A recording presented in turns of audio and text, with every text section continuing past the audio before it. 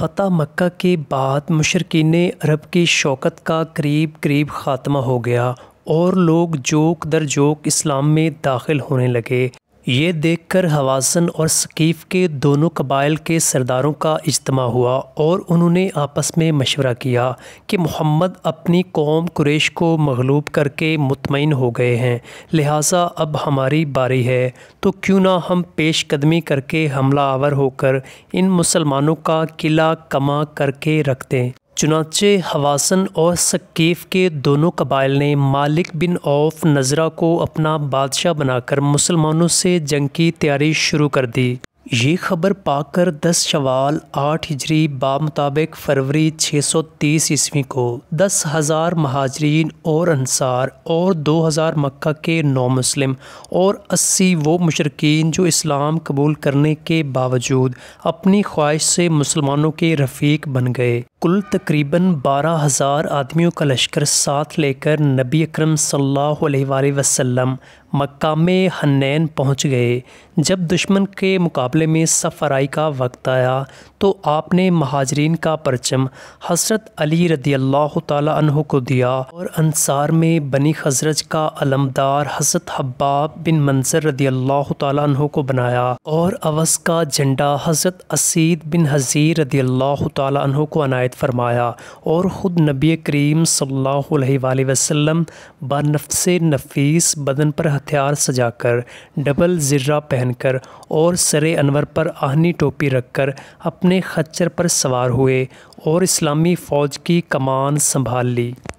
مسلمانوں کے دلوں میں اپنے لشکر کی اکثریت دیکھ کر کچھ گھمنڈ پیدا ہو گیا، یہاں تک کہ بعض لوگوں کی زبان سے بغیر انشاءاللہ کہے یہ لفظ نکل گیا کہ آج ہماری قوت کو کوئی شکست نہیں دے سکتا۔ مسلمانوں کا اپنی فوج کی عددی اکثریت اور عسکری طاقت پر بھروسہ کر کے فخر کرنا خداوند تعالیٰ کو پسند نہیں آیا، لہٰذا مسلمانوں پر خدا کی طرف سے یہ تازیانہ عبرت لگا کہ جب جنگ شروع ہوئی تو اچانک دشمن کی ان ٹولیوں نے جو گریلا جنگ کے لیے پہاڑوں کے مختلف گھاٹیوں میں گھات لگائے بیٹھی تھی، اس زور و شور کے ساتھ تیر اندازی شروع کر دی کہ مسلمان تیروں کی بارش سے بدحواس ہو گئے اور اس ناگہانی تیر بارانی کی بوچھاڑ سے ان کی صفیں درہم برہم ہو گئیں اور تھوڑی ہی دیر میں مسلمانوں کے قدم اکھڑ گئے اور حضور اکرم صلی اللہ علیہ وآلہ وسلم اور چند مہاجرین اور انصار کے سوا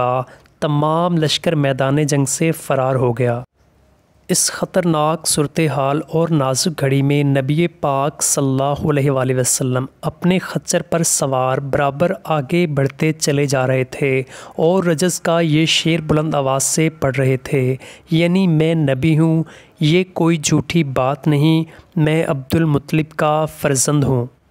اور آخر کار نبی پاک صلی اللہ علیہ وآلہ وسلم کے حکم پر حضرت عباس رضی اللہ تعالیٰ عنہ نے آواز بلند بھاگے ہوئے مسلمانوں کو للکارا۔ حضرت عباس رضی اللہ تعالیٰ عنہ کی یہ للکار اور پکار سن کر تمام جانثار مسلمان پلٹ پڑے اور پرچم نبوت کے نیچے جمع ہو کر ایسی جانثاری کے ساتھ اور شجاعت کے ساتھ لڑے کہ ایک دم میدان جنگ کا نقشہ ہی پلٹ گیا اور یہ نتیجہ نکلا کہ شکست کے بعد مسلمان فتح مند ہو گئے اور پرچم اسلام سر بلند ہو گیا، ہزاروں کفار گرفتار ہو گئے اور بہت سے تلوار کا لقمہ بن گئے اور بے شمار مال غنیمت مسلمانوں کے ہاتھ آیا اور کفار عرب کی طاقت اور شوکت کا جنازہ نکل گیا۔ جنگ حنین کا یہ واقعہ دلیل ہے کہ مسلمانوں کو میدان جنگ میں فتح اور کامرانی فوجوں کی کثرت اور سامان جنگ کی فراوانی سے نہیں ملتی،